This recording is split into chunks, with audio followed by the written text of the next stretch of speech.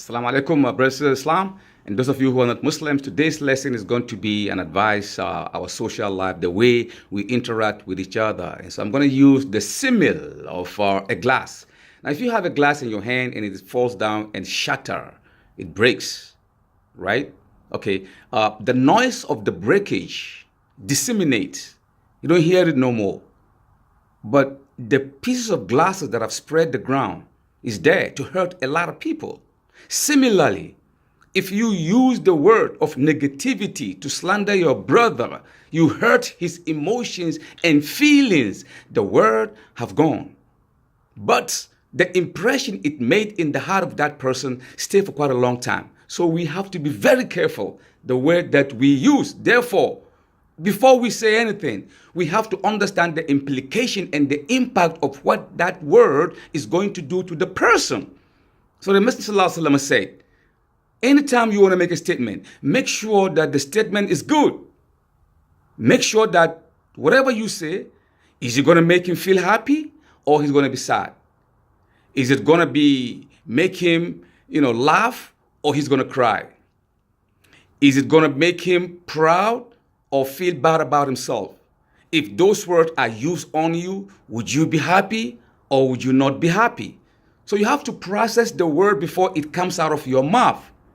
The Quran also said, Ya ayyuhallazina amanu taqullaha wa qulu qawlan sadida.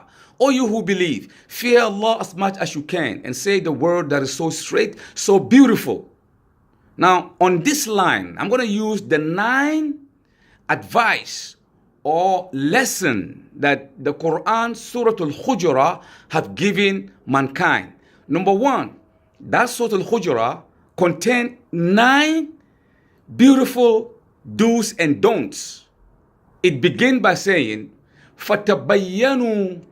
Anytime you receive an information, you have to investigate it. Does it make sense? Can I use it outside? Can I believe in what is being said to me? You don't use it. You don't investigate. And you begin to use it, you're going to be in trouble. So we always have to investigate the matter that we receive or the information we receive before we put it into action. Number 2, وَأَقْسِطُوا, the Quran said, act justly among your brethren and sisterin. Make sure you act justly, because if that injustice is meted upon you, how would you feel, my brother, my sister? How would you feel? So we should do the best that we can to act justly amongst ourselves. La yaskhar or la yaskhar. Don't ridicule your brethren or your sisterin. Don't look at them with the scorn and think of them as negative, something. Maybe you ridicule them in the sight of Allah. They might be better than you. You are looking at the outside of it, but the innermost part of it is what matters.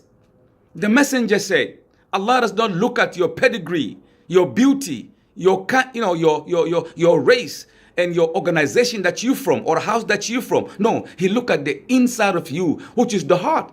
So do not ridicule somebody. Maybe that person is better than you in the sight of Allah. Wala talmizu, do not insult one another.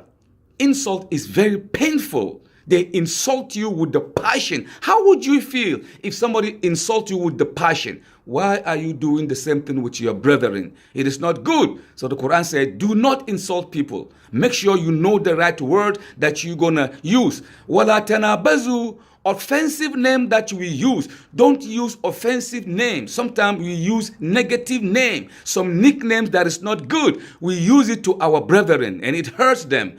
If they use that to you, would you be happy? Don't do that. It is not good. It doesn't create harmony amongst the community. Ijtanibu, the Quran said, Ijtanibu qasiran. Avoid negative assumption. You are assuming that this man is this girl or this lady or this woman is this and that. That is assumption. And in most cases, assumption is sin, tantamount to putting someone in hellfire. We should be very, very careful. Wala tajassasu. Do not spy on your brethren. Don't spy.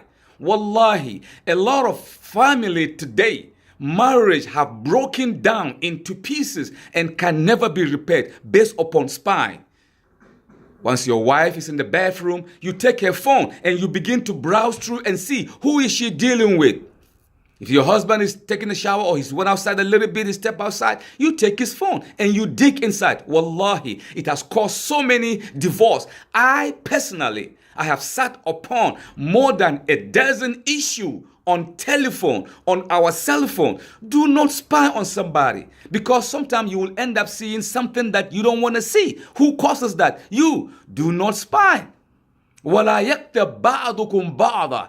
Do not backbite one another, because backbiting is tantamount to eating the dead body or the dead flesh of your brethren. Would you eat that? Nay. فَكَرِهْتُمُ. You wouldn't do that. So why would you do that?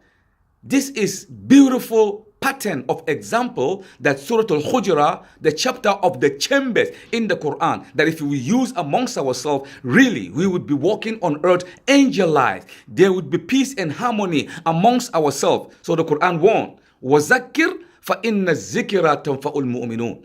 Warn, O Muhammad, and you the Muslim, warn, advise them. Perchance the advice is good for them. If they use that advice, they will live in harmony, beatitude, and their life will grow without any animosity amongst yourself. This is the wonderful 9 lesson or advice from one chapter of the Quran, Suratul Hujurat. I hope we will use it to the best of our ability. Haza wa billahi tawfiq. Wassalamu alaikum wa rahmatullahi ta'ala wa barakatuh.